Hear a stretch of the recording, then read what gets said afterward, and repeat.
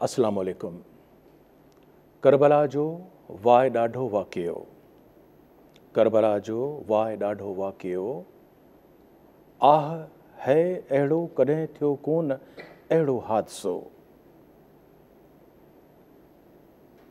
मुहर्रमुल हराम जी निस्बत में असां पाकिस्तान टेलीविज़न सेंटर जे स्टूडियो में हिन वक़्तु मौजूदु आहियूं ऐं अॼोको ही जेको असांजो बहस आहे उन जो उनवान आहे करबल कथा ऐं सिंधी अदब में ख़ासि तरह सां नस्र ऐं नज़्म में वाक़े करबला जे बारे में असांजे अज़ीम लेखकनि ज़माने माज़ीअ खां हाल ताईं जेको कुझु बि रक़म कयो आहे उन जे तफ़सील खे अॼु असीं अव्हां जे आॾो पेश कंदासीं। करबला जे क़त्ल जी करका ख़बर आसमां कीअं ॾिठई नेज़नि चढ़िया शाहनि जा सिर आसमां। असांजे अॼोके हिन मुज़ाकरे में शरीक गुफ़्तगू आहिनि शाइर अहल बैत मोहतरम साईं सैयद नूर रिज़वी साहब। इल्मी अदबी हवाले सां ख़ासि तरह सां अरबी ते दस्तरस रखंदड़ ऐं अरबी अदब सां दिलचस्पी रखंदड़ असांजा प्रोफेसर उस्ताद मोहतरम डॉक्टर रहमतुल्लाह अहसन साहब। संदन भर में कराची यूनिवर्सिटी जे सिंधी शोबे जा सरबराह डॉक्टर शेर महराणी साहब। संदन भरिसां आहे उर्दू इल्मो अदब में ऐं असांजे ख़ासि तरह सां सिंध जे इल्म अदब सां बि गहरी दिलचस्पी रखंदड़ उर्दू ज़ुबान जी नामवर स्कॉलर डॉक्टर फ़ातिमा हसन साहिबा। करबल कथा जो ज़िक्र असीं करण खां अॻु में ऐं वाक़े करबला खे सिंधी इल्म अदब में ॾिसण खां पहिरीं असीं मुड़ी था ॾिसूं त वाक़े करबला बेशक त 61 हिजरीअ में 10 मुहर्रमुल हराम ते वाक़े थियो आहे, पर जेकॾहिं उन तारीख़ ॾांहुं जंहिंजे बारे में जिते लिखियल इल्म अदब जे बारे में असीं गुफ़्तगू कंदासीं, दरअसल इहा 28 रजब आहे, सन 60 हिजरी आहे ऐं बैत न करण जे हवाले सां इमाम हुसैन अलैहिस्सलाम जिन जनाब ज़ैनब ख़ातून ऐं जनाब हज़रत अब्बास अलमदार जे सरबराहीअ में काफ़िलो वठी मदीने पाक मां रवाना थिया आहिनि। 3 शोबान पाण मके शरीफ़ में पहुता आहिनि। मको छाकाणि त अमन वारो शहर आहे, पाण उते क़याम कयो अथनि। 9 ज़िलहज अमीर मुस्लिम जे कूफ़े में शहादत बाद पाण कूफ़े ऐं करबला जो सफ़र अख़्तियार कयो आहे ऐं बिलाख़िर 2 मुहर्रमुल हराम फ़रात जे किनारे दश्त मारिया दस्त गारिया में इमाम हुसैन अलैहिस्सलाम पंहिंजे अंसारनि सां पंहिंजे समूरे काफ़िले सां गॾु उते मौजूदु आहिनि। उन पूरे पस मंज़र खे हर ॿोलीअ जे शाइरनि अदीबनि नसर निगारनि पंहिंजे पंहिंजे अंदाज़ सां रक़म कयो आहे। सिंध में असांजे इन रिसाई अदब जंहिंखे असीं नसर ऐं नज़्म में ॾिसूं था, जंहिं तरीक़े सां बयानु कयो वियो आहे ऐं जिन हस्तियुनि उन जी इब्तिदा कई आहे, असीं उन जे लाइ सभ खां अवल सैयद नूर रिज़वी साहब ॾे ईंदासीं, छाकाणि त असीं जेकॾहिं ॾिसंदासीं त ताज़ियादारी मोरशाह हीअ असांजा सखर खां अरोड़ीअ वारो जेको इलाइक़ो आहे ऐं कलंदर लाल शहबाज़ जंहिं पहिरियों अलम नसब फरमायो आहे 7 शरीफ़ में। असीं गुफ़्तगू दरअसल उतां करणु चाहींदासीं। शाह साहिबु तव्हां असांखे ॿुधायो त हीअ जेको रिसाई अदब आहे जंहिंमें मुख़्तलिफ़ सिन्फ़ूं अची वञनि थियूं, इहो असांजी सिंध में जेको कुझु बि इहो दफ़्तर रक़म आहे उन जे बारे में असांखे आगाही ॾियो। हाणे अव्हां जेको रोड़ी ऐं आसपास जे हवाले सां मूंखां सुवाल पुछो त रोड़ी बि कंहिंखां पोइ ते कान्हे। जीअं सिंध जा ॿिया शहर आज़ादारी सैयद शुहदा में अॻिते आहिनि, रोड़ीअ में जी मातमदारी आज़ादारी पंहिंजे उरूज ते आहे, ख़ुसूसन 9 मुहर्रम शमा गुल जो मातम हुजे या तसनीफ़ी हवाले सां बि असां साईं रिझल शाह असांजे पाड़ेसिरी या गंबट एॾो परे कोन्हे रोड़ीअ खां, तमामु सुठा मरसिया लिखियाऊं, तमामु सुठियूं मनक़बतूं लिखियाऊं करबला जे हवाले सां, आया की न बाणा विसारियूं वतन खे। सिंगार अली सलीम तमामु सुहिणो लिखी विया ऐं साईं अज़हर गीलानी साहब उन बि इन सिन्फ़ में पंहिंजो पाण मल्हायो, तमामु ख़ूबसूरत अंदाज़ में लिखी वियो आहे। ऐं ॿिया अॼु जे नई टहीअ जा जेके नौजवान आहिनि से बि तमामु सुठो था लिखनि। हा, इहा कमी महसूसु थिए थी त मर्सीअ जो जेको मुस्तंद घाड़ेटो आहे मुसदस वारे अंदाज़ में, उहो शायदि लिखणु थोरो नौजवाननि जे लाइ मुश्किल थी पियो आहे। बाक़ी सलाम, मनक़बत, नोहो ऐं ॿियो आख़िर में मां इहो अर्ज़ु कंदो हलां पंहिंजे हिन सवाल जे त ॿहिराड़ीअ जे सुघड़नि मां बि असांखे तमामु घणो मवादु मिले थो, जंहिंमें ओसारा आहिनि, ज़ारियूं आहिनि। उन्हनि वीचारनि जा जन तसनीफ़ कयूं, उनजो नालो शायदि मुनसाए शहूद ते न पहुतो, गुमनाम रहिया, पर कमाल जूं ज़ारियूं, कमाल जा नोहा, ओसारा उहे लिखी विया आहिनि, जेके अॼु बि सिंध में कुंड कुड़छ में ॻाया बि वञनि था ऐं निहायत उहे असर अंदाज़ आहिनि, तबियतनि ते गिरियो बि कराइनि था ऐं उन सां मजलिसूं उनक रंग बि वठनि थियूं पियूं। माशाअल्लाह, अलहमदुलिल्लाह, सिंधी अदब इन मामले में काफ़ी शाहूकार आहे। साईं नूर रिज़वी साहब इब्तिदा में दरअसल इख़्तिसार सां उन्हनि सिंफ़ुनि जे हवालनि सां असांखे गुफ़्तगू कई है, जिनकी असीं खुली ॻाल्हाईंदासीं अॼोके हिन डिस्कशन में। फ़ातिमा हसन साहिबा, वैसे तो जो रसाई अदब है सिंधी में, ख़ास तौर पर आप सुर के डारों का मुताला कर चुकी हैं, जो हज़रत शाह अब्दुल लतीफ़ ने इब्तिदा की थी। मगर हम ज़रा शाह के बाद के ज़माने को देखें तो जब इमाम हुसैन अलैहिस्सलाम रुखसत हुए हैं मदीने से, अब यहाँ कोई वाली न रहा हमारा, जाता है मदीने से शहनशाह हमारा, ये उनकी रवानगी है। फिर अनिस्ता हम इफ्तिखार आरिफ तक आएंगे तो हुसैन तुम नहीं रहे, तुम्हारा घर नहीं रहा, तुम्हारे बाद ज़ालिमों का डर नहीं रहा। ये दो पैगामात हैं, एक हुस्न अखलाक की रुखसती है मदीने से, और फिर इंतहा है कि हमें अब किसी भी ज़ालिम से कोई खौफ नहीं है। इस दरमियान को शाह लतीफ़ ने अपने सुर के दारों में रकम फरमाया है। तो हम चाहेंगे कि ये जो शाह लतीफ़ का ज़माना है और केदारों में जो अंदर कंटेंट है, जो मवाद है, उस पर आप अपने ख़यालात का इज़हार फरमाएं। सब आप जानते हैं कि सुर केदारों के माने क्या है। केदार के माने ही है जंगनामा, रज़मिया। तो रज़मिया जो है एक बड़ी सिन्फ है शायरी की, और हम देखते हैं कि सारी ज़बानों में इस सिन्फ में शायरी हुई है। लेकिन केदारों सिर्फ रज़मिया नहीं है। सुर केदारों में शाह ने वही अपनी वुसअत दिखाई है जो उनकी एक तख़सीस है, जो उनकी एक पहचान है। वो है मौजू भी, मार्फत भी, और हालात का तज्ज़िया भी, और हालात से हम आहंगी भी, और एक पैगाम भी कि अगर ऐसे हालात हों तो क्या करना चाहिए। जी बिल्कुल। और इस हवाले से सुर के दारो एक बहुत अहम सुर है शाह का, जिसमें वाज़े पैगाम है। यानी हम तमाम उनके सुर को देखते हैं, उनके पीछे कोई ना कोई उन्होंने मार्फत का पैगाम दिया है, कोई हिम्मत का पैगाम दिया है कुछ। और उनकी शहादत के बाद जो एक रिवायत है कि वो एक कबूतर, एक कूंज आई थी खून में लथपथ, और वो इसके बाद वापसी करबला वालों की, और वहाँ पे जो कुछ जो अहबाब थे उनका ज़िक्र, हुर का ज़िक्र, ख़वातीन का ज़िक्र के ख़वातीन ने किस तरह अपने प्यारों को जंग पे भेज कर फ़ख्र का इजहार किया है, जबकि ख़वातीन अमूमन ऐसे जंग व जदल से दूर हटती हैं। लेकिन वो ख़वातीन थी जिन्होंने इस बात पर का अंदेशा ज़ाहिर किया कि अगर हमारे मर्द, हमारे अज़ीज़, हमारे प्यारे कुर्बानी नहीं देंगे तो रहती दुनिया तक हमें ताने सुनने पड़ेंगे। तो ये सब कुछ है। इसके साथ जो एक और बात है वो बड़ी अहम है, वो यह है हुसैनियत से मोहब्बत और यजीदियत से खुलम खुला नफ़रत। यानी उन्होंने कोई ढकी छुपी बात नहीं की है। वो यजीद खा उस वक्त का हो, वो यजीद चाहे आज का हो। कई अबियात तो ऐसी हैं जो करबला की लगती ही नहीं, लगता है आज की हैं, आज के लिए लिख रहे हैं शाह। तो वो खुल्लम खुल्ला जो इजहार उन्होंने इस नफ़रत का किया है, उसमें उन्होंने कोई बात ढकी छुपी नहीं रखी है, और कहा है कि जो यजीद के साथ हैं हम उनसे दूर रहो, ये साफ कह दिया है। और जो कल अपने को यजीद के साथ समझते थे, फातेह समझते थे, आज हाथ मल रहे हैं कि ये हमने क्या कर दिया। اور پھر حر کا جو بیان ہے، ان کے خاندان کا جو بیان ہے.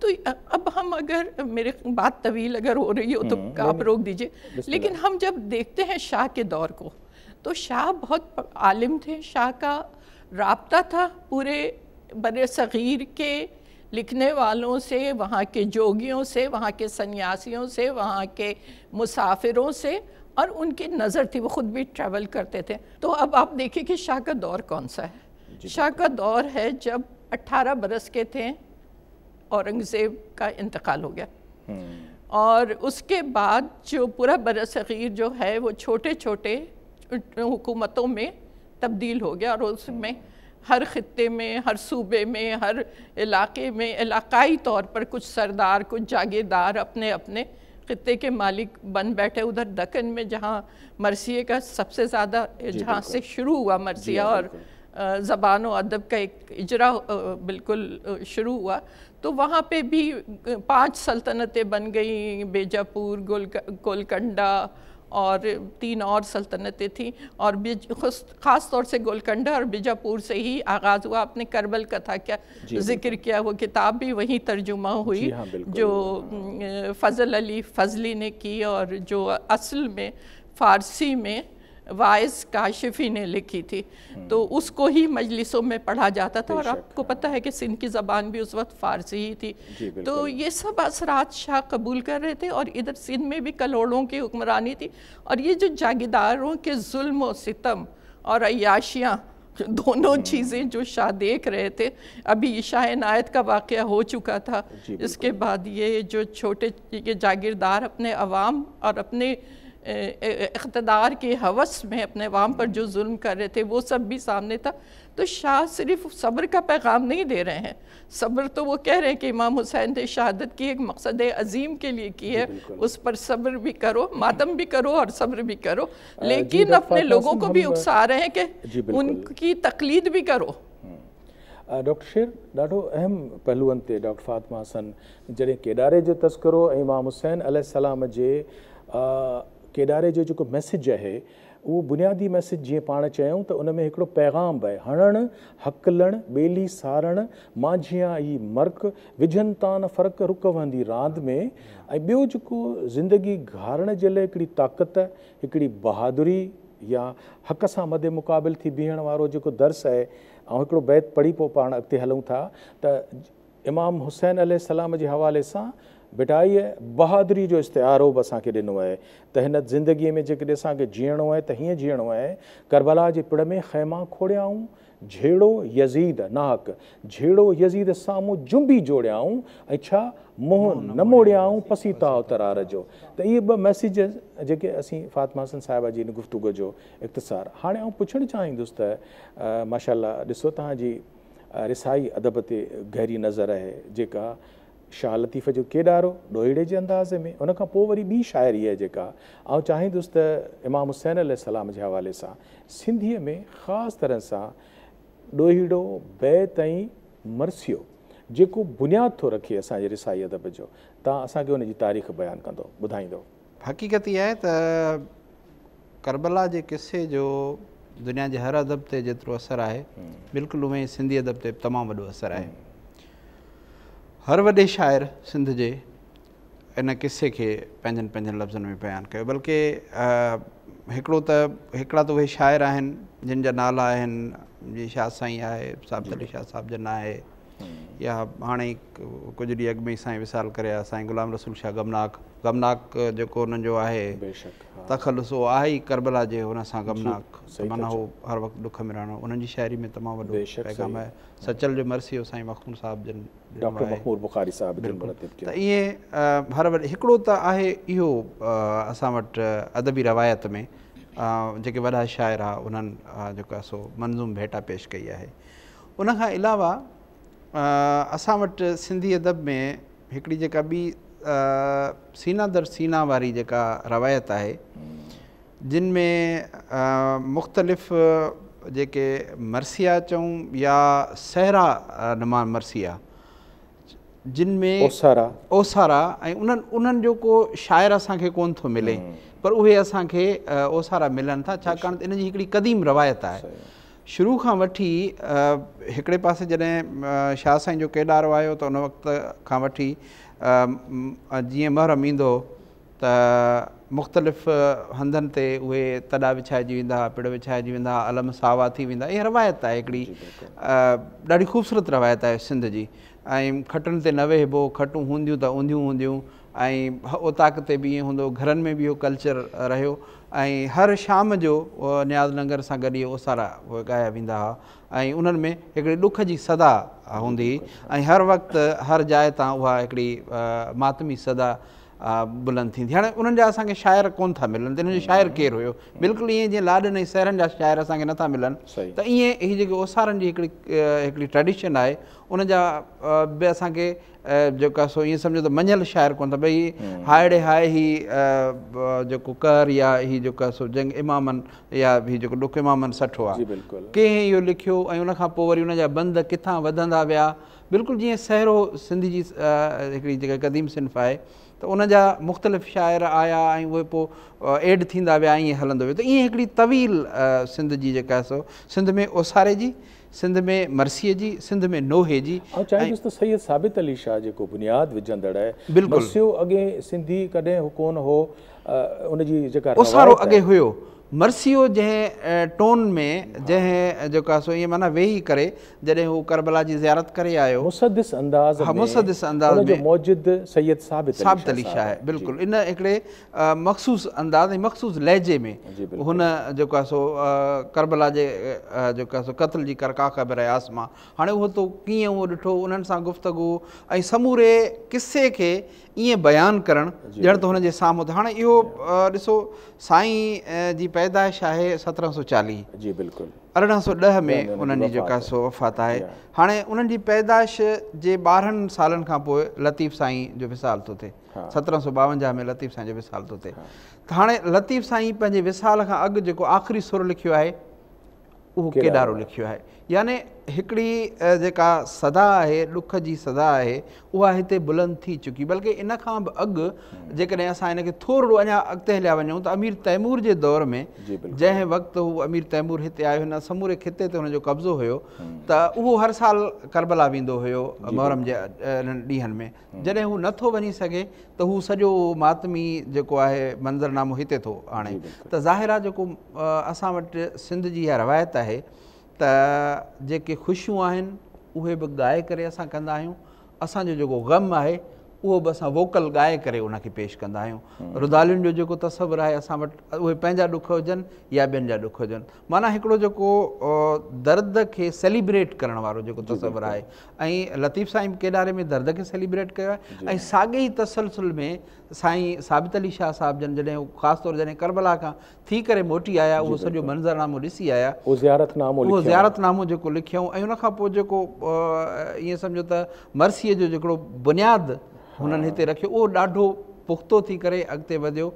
ऐं उतां जे हिन जी मरसीअ जी ख़ासि ख़ूबी इहा आहे त इन तरीक़े सां थो लिखे ॼण त उहा जंग हुनजे साम्हूं थी थिए पई, ॿारड़ा मासूम प्यासा हुनजे साम्हूं आहिनि ऐं उहे शहीद हुनजे साम्हूं पिया था थियनि। जंग जो सॼी जी सॼी तस्वीर कशी जेका आहे, ऐं उहा जॾहिं पढ़िजे थी त एॾे रिकत आमेज़ हुन सां असर सां वारिद थी थिए पढ़ंदड़ जे मथां, ॿुधंदड़ जे मथां, त ईअं ॼण त हिकिड़ो जेको आहे सो ॾुख वारो हिकिड़ो मंज़रनामो छांइजी थो वञे। डॉक्टर शेर, तव्हांजी गुफ़्तगू असीं वरी ॿिए मरहले में बि ईंदासीं, डॉक्टर रहमतुल्ला अहसन साहब ॾे हलंदासीं, पर असीं हिकिड़ो विच में हिकिड़ी गुफ़्तगू कंदासीं त सिंधीअ में जीअं केॾारो ॾोहीड़े बैत जे अंदाज़ में वाक़िए करबला खे बामफ़हूम अंदाज़ में शाह साईं तहरीर फरमायो आहे। ऐं पोइ वरी उनखे जेका इल्म उरूज़ या रवायती शाइरीअ जो जेको फॉर्म आहे, जेको मुसद्दिस चसिटो जंहिंखे चइजे थो, इहो असांजे सैयद साबित अली शाह साहिब जन लिखियो। ऐं उन जे लाइ हुननि पाण यादगार हिकिड़ो बैत बि असांखे हिकिड़ो शेर बि ॾेई छॾियो आहे त मरसियो सिंधी अॻे हो कोन असली सिंध में, जेके हो तां पिण न हो मशहूर हिन पर हर की जा। ऐं जेकॾहिं असीं साबित अली शाह जी कुलियात जेका बुनियादी असांजे रिसाई अदब जो रोशन मीनार आहे, जंहिंमें पाण चवनि था जेके शाहकार मरसी आहिनि, पाण फरमाइनि था त है ऋण में बीबी बानो सिर ते ख़ाक वसाए थी, शाह हुसैन जे लाश ते वेठी नेणो नीर वहाए थी। ऐं शहज़ादे अली असगर ते जॾहिं लिखनि था त खीर पीअण वारो पुटु जंहिंजो मरे खीर रे। शहज़ादे अकबर जी शहादत ते जॾहिं शाहकार मरसियो, साबित अली शाह लिखनि था त जॾहिं अकबर मज़लूम खे घायल ॾिसी घोड़े, ऋण खे छॾे ख़ैमे जे तरफ़ मुंहुं हलियो मोड़े, पर आह जो अकबर खे फटनि निहो निहोड़े। त असीं इन मरसीअ जे तस्करे सां डॉक्टर साहिबु तव्हां ॾे हलंदासीं त तव्हीं छा था सम्झो त जेको सिंधीअ में लिखियो वियो आहे नसर या नज़्म, अवां उन ते रोशनी विझो। दुनिया जो जेको बि अदब आहे, उन दुनिया जे अदब खे ज़िंदगी बख़्शण वारी जेका शइ आहे उहो को न को मज़हब हूंदो आहे। उन मज़हबनि जे अंदरि हिकिड़ी ख़ासि शइ जेका हूंदी आहे उहा रज़्म या कलाम हूंदो आहे। दुनिया जा जेके बि अदब आहिनि, तव्हां माना सभिनी अदबनि खे खणंदव। मिसाल तौर ते असां जंहिं ख़िते में रहूं था, असांजे ख़िते जे अंदरि हिकु हिंदू धर्म मज़हब आहे। उन जा जेके बि अदब आहे ऐं उन जूं जेके बि किताब आहिनि, महाभारत थियो ऐं रामायण थी, भगत गीता थी, इहे रज़्मिया कलाम आहे।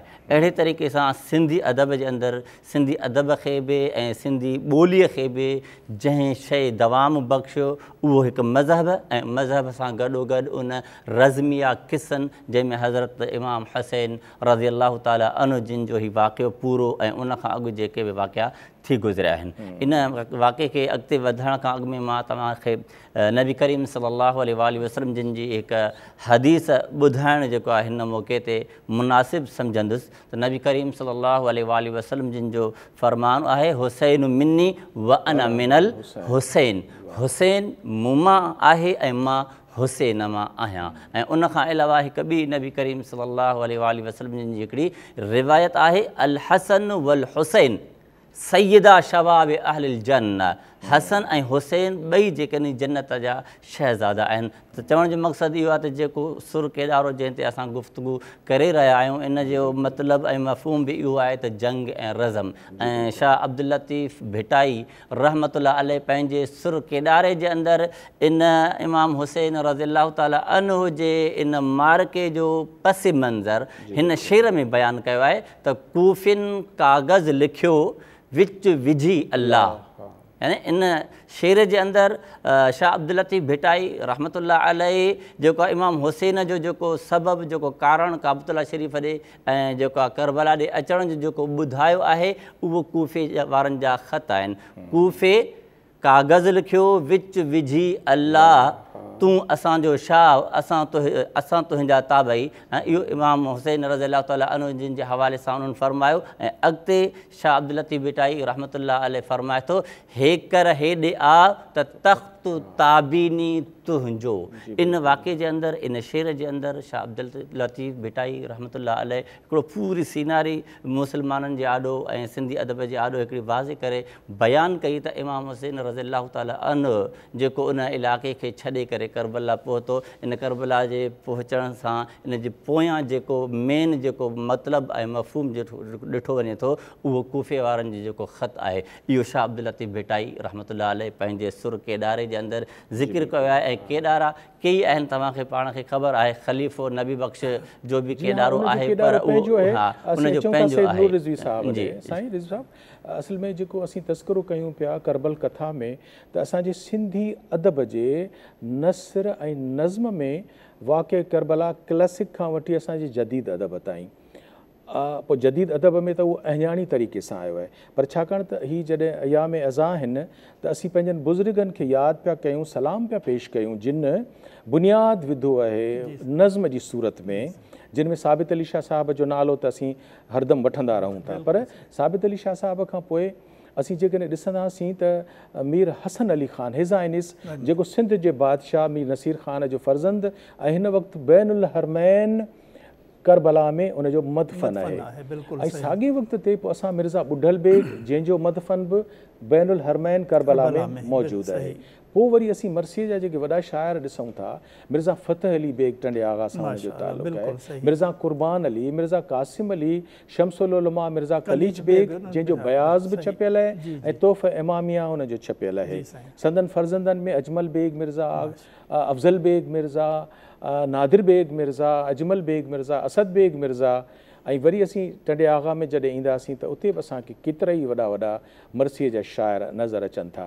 असीं मरसीअ खां पोइ जेको ॿियो तस्करो कंदासीं उहो ख़ासि तरह सां गुलहाए अक़ीदत आहे, जंहिंखे असीं क़सीदा गोई बि चई सघूं था, नोह ख़ानी बि चई सघूं था, सलाम जी शाइरी चई सघूं था, ज़ारी, जंहिंजो वरी बि बुनियादु असांखे जेके सिंध जा बुनियादी शहर आहिनि हैदराबाद, सेवण, ठटो, वरी असीं जेकॾहिं मर्कज़ में ईंदासीं त तव्हीं उते जा आहियो, यानी रोहड़ी ऐं सखर।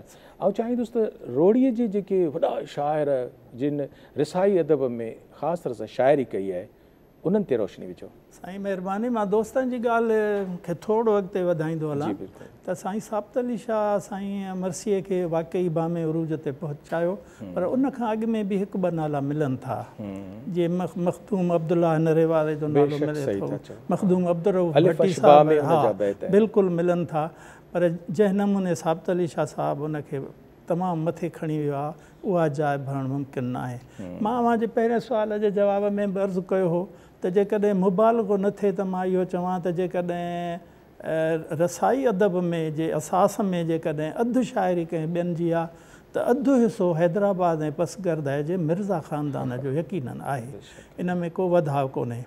पर इन खां अलावा बि जेके असांजा क्लासिकल शाइर सूफ़िया कराम आहिनि, हाणे शाह अब्दुल लतीफ़ साईं जेके ॾारे जो त कोई मटु कोन्हे, लेकिन सचल सरमस्त जी बिल्कुलु करबला खे लिखियो आहे ऐं सुठे नमूने लिखियो अथऊं। कादिर बख़्श बेदिल साहब जो मशहूरु कलाम आहे, इहो चवनि था त करबला में आयो जॾहिं इब्ने रसूल, जानशीन मौला जिगर गोशाए बतूल, विरह जी वादीअ में कयो निर्मल नज़ूल, सोज़ सूरनि जो सभो सामान थियो, करबला में शाह जॾहिं महिमान थियो। हाणे बेदिल रोड़ीअ जो, हाणे रोड़ीअ में इन खां अलावा बि फ़ारसीअ में बि लिखियो अथऊं त उन में पूरनि 12 ई इमामनि जो तज़किरो करे विया आहिनि। हालांकि पाण उहे अहले सुन्नत वल जमात सां जो तालुक़ु हुयो, पर हुननि 5 गंज बि लिखिया आहिनि ऐं करबला जे शान में बि लिखियो अथऊं। बेदिल हिन महिल बि बेदिल साईं ते काफ़ी कमु थी बि रहियो आहे। रोड़ीअ में हिकिड़ो इदारो आहे जेको उन्हनि खे कवर करे थो। ऐं उनखां पोइ मां अॻु में अर्ज़ु कयो सिंगार अली सलीम ॾाढी सुठी रसाई शाइरी लिखी, ॻाई बि ॾाढी सुठी, ऐं उहो ताज़ो ई असां खां विछड़ी वियो आहे, कुझु साल ई थींदा। रिजल शाह जो मां अव्हांखे अर्ज़ु करे चुकुसि, साईं अज़हर गिलानी साहिबु, साईं ज़वाहर हुसैन शाह साहिबु, नुस्ख़ा राहे सवाब में उन जा एतिरो कलाम त कोन्हे, पर असां हुननि खे ॾिठो बि ॿुधो बि, संदसि सोहबत बि नसीब थी। ॾाढो सुठो मरसियो बि लिखियाऊं, ॾाढो सुठो नोहो बि लिखियाऊं ऐं क़सीदा बि तमामु सुठा लिखियाऊं। ऐं अॼु जेके हिन वक़्तु हाल हयात नौजवान या थोरा घणा बुज़ुर्ग आहिनि, उन्हनि में साईं नौशाद जाफ़री साहिबु सुठो लिखे थो, आगा सज्जाद जवाद जाफ़री साहिबु, नौशाद जाफ़री अलॻि आहे, उहे बि सुठा शाइर आहिनि। आगा सज्जाद ज़ाहिर असांजो नौजवान सुठो सलाम लिखे थो।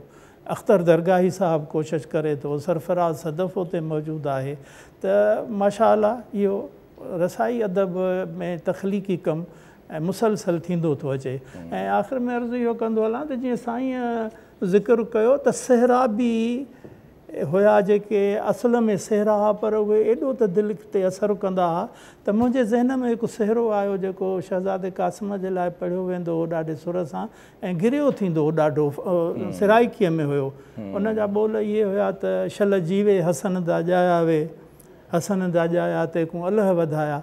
त इहो जॾहिं शरनाए ते या पंहिंजो साज़न ते या ईअं तहतुल लफ़्ज़ सुर में जॾहिं पढ़ंदा हुया त एॾो गिरियो थींदो हो त हाणे अहिड़ा बेशुमार अहिड़ा सहरा अहिड़ा ओसारा जिन खे जीअं साईं डॉक्टर शेर फरमायो त हुनजो नालो त ज़ाहिर कोन थियो, लेकिन उहे पंहिंजी तख़लीक़ूं हिते असां वटि छॾे विया आहिनि। ऐं लॻे थो त जेसि ताईं आज़ादारी आहे जेका हमेशह इनशाअल्लाह हूंदी त उन्हनि जा उहे सहरा, उहे ज़ारियूं, उहे ओसारा इहे बि क़ाइमु दाइमु रहंदा इनशाअल्लाह। वॾी महिरबानी। ऐं डॉक्टर शेर तव्हां ॾे अचणु चाहींदुसि त साईं पंहिंजी गुफ़्तगू जे अवाइल में असांखे ॿुधायो त साबित अली शाह साहब जे तव्हां बि ज़िक्र कयो त ज़ियारत नामो, असल में असीं ॿुधाइणु चाहियूं था त ज़ियारत नामो जेको आहे उहो असांजे सैयद साबित अली शाह जो दरअसल नज़्म में लिखियल करबला जो सफ़रनामो आहे, जेके पाण उते क़रीबन 6-7 महीना जेको क़याम फरमायो अथनि। उन वक़्तु सिंध जा मीर करम अली ख़ान टालपुर बादशाह हुया, मीर फ़तेह अली ख़ान टालपुर खां पोइ संदन भाउ मीरनि जी चौयारी जा बादशाह, उन्हनि जी अक़ीदत, उन्हनि पाण आगबूटनि में ऐं जहाज़नि में, बहरी जहाज़नि में सफ़र कयो ऐं उन समूरे करबला जे वाक़े खे नज़्म जी सूरत में पाण असांखे ॾिनऊं। पर वरी असीं जॾहिं नसर में ॾिसंदासीं त पोइ सभ खां अवल असांखे शेर साईं शमसुल उलमा मिर्ज़ा कलीज बेग जी न्याणी आहे दिलशाद बेगम, जंहिं मुसाफ़िर करबला 1947 में पहिरियों करबला जो सफ़रनामो उन ख़ातून शानदार तरीक़े सां लिखियो आहे। पोइ नुस्ख़ा आहे उहो सैयद ज़वार अली शाह रिज़वी साहब 1955 में जेको ही ॿियो सफ़रनामो आहे, जंहिंमें डायरी अंदाज़ में सभु कुझु हुन असांखे ॿुधायो आहे त करबला में कहिड़ो मंज़र कहिड़ी तरह सां नज़र अचे थो। हीउ ख़ुदि असांजो सफ़र इश्क़ असांजी शगुफ़्ता शाह साहिबा ऐं केतिरनि ई असांजे नसर में लिखियो आहे। ऐं चाहींदुसि त छा नसर में तव्हांखे अंदाज़ो आहे त वाक़ई करबला खे कहिड़े तरीक़े सां लिखियो वियो आहे, कंहिं कीअं लिखियो आहे? तमामु घणो लिखियो वियो आहे। असां मूं हिकिड़ो किताबु पढ़ियो प्रोफेसर करार हुसैन शाह जो, जेको इमाम हुसैन, हा बिल्कुलु इमाम हुसैन जो ज़िक्र हुसैन, ॾाढो ख़ूबसूरत हुनजो ऐं सिंधी तर्जुमे सां गॾु आयो। ऐं उनखां अलावा बि असांजा जेके बि जेको आहे सो आउं सम्झां थो त जेके जीअं नसर जी रवायत असां वटि शुरू थी त उनखां पोइ तमामु घणा नसर नवीस अहिड़ा आया जिन करबला जे किसे खे हिकिड़े अहिड़े अंदाज़ में लिखियो जंहिंमें हिकिड़ो सबक़ु मौजूदु हुयो। जीअं इमाम हुसैन जो इहो जी शहादत, उनखां पोइ 14 मासूमनि जी ज़िंदगी, उन्हनि जी ज़िंदगियुनि ते उन्हनि में इमाम हुसैन जी करबला जो किसो, छाकाणि त असांजे आम जेको पढ़ंदड़ आहे उन्हनि जो अॼु बि इहो ख़्यालु आहे, मुंहिंजी पंहिंजी हिकिड़ी सिट आहे त हक़ व बातिल जी आहे पहचान किसो करबल जो। त हक़ ऐं बातिल जे विच जी जेका लकीर आहे, विची लकीर आहे, उहो किसो करबला जो आहे। जॾहिं बि हिते सिंध में कंहिंसां ज़ुल्म थींदो आहे त असां करबला या हुसैन करे जेको आहे उनखे यादि कंदा आहियूं। त ईअं असां समूरे सिंधी अदब में जॾहिं वञी उनखे ॾिसंदासीं त हिकिड़ा त उहे आहिनि जेके सफ़रनामा आहिनि, ॿिया उहे असांखे किताब मिलनि था जिन में हिकिड़ो दर्स आहे ऐं उन्हनि खे मजलिस तौरु करे पेश कयो वेंदो हो। माना हुननि में हिकिड़ा चैप्टर्स हूंदा आहिनि, 10 ॾींहं आहिनि करबला जा, जेके आशूरे जा जीअं 10 ॾींहं आहिनि, त 10 ॾींहंनि में करबला में छा थियो, हिकु हिकु ॾींहं जो जेको सफ़र आहे या हिकु हिकु ॾींहं में इमाम हुसैन जो जेको उहो ॾींहुं कीअं गुज़रियो आहे। ईअं ख़ुदि तव्हांजा बि इन में इलाही कालम अची चुका आहिनि, करबला उन्हनि उहो माना पहिरें ॾींहं ते करबला में छा थियो, ॿिए ॾींहं ते करबला में छा थियो, ईअं 10 ॾींहंनि जी हिकिड़ी जेका ईअं सम्झो त उनजी रोज़नामचो खणी चऊंसि या उन जी डायरी खणी चऊंसि, त उहा डायरी जेका आहे उहा सिर्फ़ु उन वक़्त जी डायरी कान हुई, उन में जॻह जॻह ते हिकिड़ो दर्स मौजूदु हुयो त इमाम हुसैन पंहिंजनि माण्हुनि खे सभिनी खे घुराए करे उन्हनि ॻाल्हियूं कहिड़ियूं कयूं, फ़ैसिला कहिड़ा थिया, उन वक़्तु जेको आहे सो उन में हू तय छा पिया कनि, दुश्मननि सां जेके ॻाल्हियूं पिए थियूं उहे ॻाल्हियूं कहिड़ियूं पिए थियूं।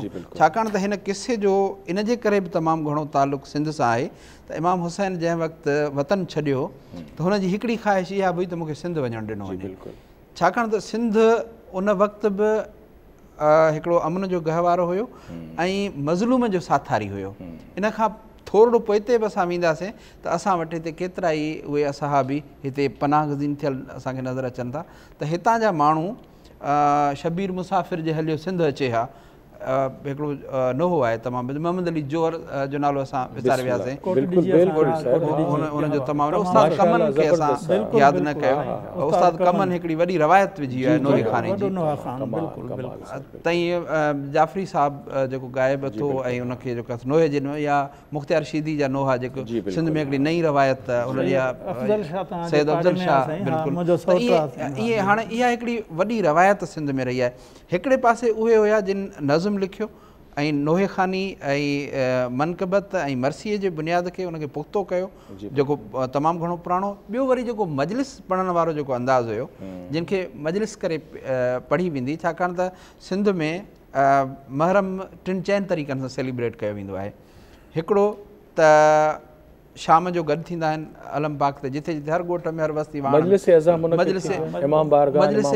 उन में सलाम, उन में नोहो, मर्सियो, इहो उन खां पोइ मजलिस अज़ा उहा जेका थींदी आहे। हाणे उहो जेको उहा जेका रवायत आहे, हाणे उन मजलिस जे लाइ जेको हुननि खे मवाद खपे पियो, त उन्हनि जे लाइ तमामु घणा किताब असां वटि मौजूदु आहिनि जेके नसर जी सूरत में मिला आहिनि। मौलाई मलाह उन्हनि ते कमु बि कयो आहे, कंपाइल बि कयो आहे उनखे तमामु सुठे नमूने सां। त ईअं असांखे केतिरा ई किताब मिलनि था जिन में दरस करबला खां वेंदे ऐं जेका सो ज़िक्र हुसैन ताईं असां उन्हनि में बल्कि शेराऊं तव्हांजी गुफ़्तगू खे अॻिते वधाईंदुसि, आपा फ़ातिमा ॾे हलंदुसि आऊं, पर छाकाणि त असीं मुतालो था करियूं त नसर में जेको अवाइली असांखे किताब नज़र अचनि था, त उन में असांजे जदीद सिंधी अदब जो जेको अफ़साने जो बानी आहे नादिर बेग मिर्ज़ा, उन नॉवल जे अंदाज़ में त जीअं पढ़ंदड़ वाक़े करबला खां आगाह थिए, त संदन नॉवल आहे जेको महबूब करबला जे नाले सां सिंधी इल्म अदब में मशहूरु आहे। ऐं हैदराबाद मां अंजुमन इमामिया, कदमगाह मौला अली, पंजतनी अख़बार, उनजो एडिटर मोहम्मद हाशिम मेवो ख़ान।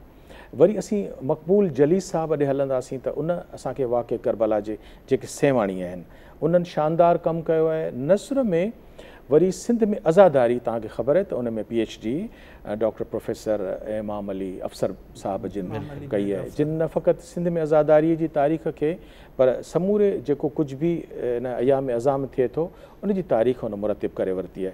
फातिमा, आप से हम पूछना चाहेंगे कि क्योंकि शेर साहब ने एक बहुत अहम हवाला दिया कि मजलिस हुसैन जो इमाम बारगाह में होती है उसके अपने आदाब और उनका अपना सलीका और एक तसलसल है। तो हम सुनना चाहेंगे आपसे कि ये जब हम अज़ा खाने में आते हैं तो मजलिस अज़ा के क्या आदाब होते हैं और वो शुरू कहाँ से होती है और ख़त्म कहाँ होती है? मैं यही कहना चाह रही थी इतनी देर से। हमारे भाई ने कहा कि एक मज़हब से ये जुड़ा हुआ है, ये इस खित्ते की सकाफ़त है जी, जो वो सकाफ़त जो मज़हब से भी जुड़ी हुई है और समाज से भी। और ये अज़ादारी इस पूरे खित्ते में, सब कॉन्टिनेंट में, पूरे बरे सग़ीर में यकसा ही तरीक़े से होती है ये मजलिस से। और पहले सोसखानी होती है जी, बिल्कुल, सलाम होता है, फिर मरसिया खानी होती है, फिर हदीस होती है, बयान जिसको कहते हैं, उसके बाद नोहा खानी होती है, फिर ज़ियारत पढ़ी जाती है, दुआ की जाती है, इसी तरह से होती है। और उनके दिन भी मुकर्रर हैं कि पहली 3 मजलिसें जो हैं वो सफ़र के बयान की होती हैं, मुस्लिम बिन नकील की होती हैं, और चौथी तारीख से हज़रत मोहम्मद, हज़रत अली अकबर, हज़रत अली असग़र, जनाब कासिम 7वीं तारीख को, और 8वीं तारीख को हज़रत अब्बास। ये पूरी इस खित्ते की सकाफ़त है। अब जो ज़बान है वो दरअसल सकाफ़त का मज़हर होती है। सिंधी एक क़दीम और बहुत बड़ी ज़बान है, तो इस ज़बान में उस सकाफ़त को मुंतकिल तो होना था, और ज़बान में वसत भी सकाफ़त की रंगारंगी से आती है। तो सिंध में जो अज़ादारी की सकाफ़त थी, और जो इत्तेफाक से दरबारों की भी सरपरस्ती थी। अब आपको पता है तालपुर हुक्मरान, आपने मुझे दीवान दिया था, दीवान जाफरी, उसमें उर्दू में उन्होंने सलाम और नोहे लिखे हैं। इसी तरह खैरपुर मीर के मीर जो हैं उन लोगों ने मुसलसल ताज़ियेदारी और अज़ादारी की रिवायत को बरकरार रखा, और जो हिजरत करके आए लोग वो उनमें घुल मिल गए, और ये वहाँ एक अज़ादारी का बहुत बड़ा कल्चर पैदा वसत अख्तियार कर गया। तो हमें मालूम होना चाहिए कि इश्क की एक इस्तिलाह जो है वो सूफियों के यहाँ कंप्लीट सबमिशन की है, और वही इस्तिलाह जब जहाँ जहाँ अल्लामा इक़बाल इस्तेमाल करते हैं वो इमाम हुसैन का नाम लेते हैं। शेर महरानी तव्हां ॾे हलंदासीं हिकिड़ो दफ़ो ॿीहर त फ़ातिमा साहिबा ॾाढे अहम जेके अलामतूं आहिनि वाक़ई करबला सां वाबस्ता ऐं कल्चरली असीं उन्हनि खे पंहिंजे तरीक़े सां पेश कंदा आहियूं त जीअं ग़मनाकीअ जो जेको तासुरु आहे उहो असांजे अज़ादारनि ते महसूसु थी सघे। मिसाल तौर ते शहज़ादे क़ासिम जनाबे बीबी कुबरा सां इमाम क़ासिम जी शादीअ जो जीअं रवायतुनि में बयानु आहे त वाक़ई करबला वक़्तु इहा शादी थी आहे। शहज़ादे अली असगर जो छाकाणि त झूलो आहे, असीं झूलो था कढूं। ज़ुलजना जेको इमाम हुसैन अलैहिस्सलाम जिन ते सवार आहिनि यौम आशूर, उहो ज़ुलजना उन जी अलामत आहे। ऐं असीं जेको ताज़ियो आहे उहो इमाम हुसैन अलैहिस्सलाम जिन जे रोज़े मुबारक जी शबीह जो नमूनो आहे। अलम पाक ते आउं अचण वारो आहियां त हज़रत अब्बास आहे जेका अलामत आहे। असांजो कलम हिकु अलम आहे। जदीद शाइरीअ में वरी इहे सभु करबला ऐं अलम ऐं जेके ॿिया हुञाण आहिनि उहे ॾाढे जिदत सां पिया अचनि। ऐं तस्करो कंदुसि त जेको जदीद अदब शुरू थिए थो, जीअं शमशेर हैदरी साहब आहे, हुसैन इब्न अलीअ खे शहीद थियणो पियो, क़ज़ा खे दीन जे ख़ातिर यज़ीद थियणो पियो। हुसैनी काफ़िलो आहे ऐं आहे करबला जो गस, इहो ई गस त आहे बसि ख़ुदा जे रब जी रज़ा जो गस, अलाह केॾो न मुश्किल आहे मुश्किल कुशा जो गस। त आउं ॿुधणु चाहींदुसि त छा असांजो जेको जदीद शाइर आहे इन अलामत खे, करबला जी अलामत खे केतिरे क़दुरु ऐं कहिड़े हवाले सां इस्तेमालु कयो आहे? तमामु बहितरीनु सवाल। हिकु त शाह साईं जो हिकिड़ो शेर आहे त कज़ियो करबला जो निसोरो ई नाज़, सुभान अल्लाह, रिंद परुड़िन राज़ कज़ियो करबला जो। हाणे बीबी ज़ैनब सलामुल्लाह अलैहा जो जेको ख़ुतबो आहे सौ सिधो ई ॼण त उनजो तर्जुमो आहे त ही ख़ुदाई राज़ हुयो, न त यज़ीद खे कहिड़ी ताक़त हुई जो हुसैन खे हिते शहीद करे। हीउ हिकिड़ो ख़ुदाई राज़ हुयो। त हाणे इहो साॻियो लतीफ़ साईं जो इहो चवणु त कज़ियो करबला जो निसोरो ई नाज़, हीउ हिकिड़ो नाज़ हुयो, हिकिड़े इश्क जो इम्तिहान हुयो। जीअं मैडम चयो त हिकिड़े इश्क जे इम्तिहान जी घड़ी हुई जंहिंमें जेको आहे सो इमाम हुसैन उते सिर ॾिनो आहे ऐं हुनजो इम्तिहान हुओ जंहिंमां उहो ओकरी पास थियो। अॼु बि असांजो जेको जदीद शाइर आहे, सिंध में जॾहिं पाणी जी खोट थिए थी त सिंध बणिजी वई, करबला जहिड़ा नज़्म असांजे साम्हूं अचनि था। त जॾहिं बि कंहिंसां को ज़ालिम का परमारी कुवत कंहिंसां ज़ुल्म करे थी त असां मज़लूम इमाम हुसैन जो जेको आहे सो उन जी मज़लूमियत खे साम्हूं रखूं था, उहो शाइरी में उनजो जेको आहे सो ज़िक्र कयूं था। त जिथे बि को ईअं माना सिर खणी क़ुर्बान करे थो, पंहिंजे भाइरनि जे लाइ विढ़े थो ऐं भाइरनि तां सिर क़ुर्बान खणी थो, त इमाम बल्कि हज़रत अब्बास जी जेका आहे हुनजी वफ़ा जो असांखे इस्तारो जेकॾहिं मिले थो करबला मां त उहो हज़रत अब्बास अलमदार जो आहे। माना हू वफ़ा जो इस्तारो बणिजी वियो आहे। शेर साईं तव्हां ॾाढी सुहिणी ॻाल्हि ऐं सुठे लफ़्ज़ सां ख़तमु कई। डॉक्टर फातिमा हसन साहिबा तव्हांजी वॾी महिरबानी, डॉक्टर शेर महरानी साहिबु तव्हांजी वॾी महिरबानी, डॉक्टर रहमतुल्लाह अहसन साईं तव्हांजी वॾी महिरबानी, मोहतरम साईं सैयद नूर रिज़वी साहिबु तव्हांजी वॾी महिरबानी। करबल कथा ज़ाहिर आहे त हिकिड़ो लामहदूद मौज़ू आहे जंहिं ते तमामु इख़्तिसार सां ऐं मुख़्तसिर वक़्त में असां गुफ़्तगू कई। ऐं इन समूरी गुफ़्तगू खे समेटींदे शाह साईं जे बैत सां जेको केॾारे जो बैत आहे अव्हां खां मोकिलाईंदुसि। ककोरी करबला दुल दुल रता पेर, ककोरी करबला दुल दुल रता पेर, सटूं ॾींदे शेर मथां सूरज मुर्कियो, या हुसैन।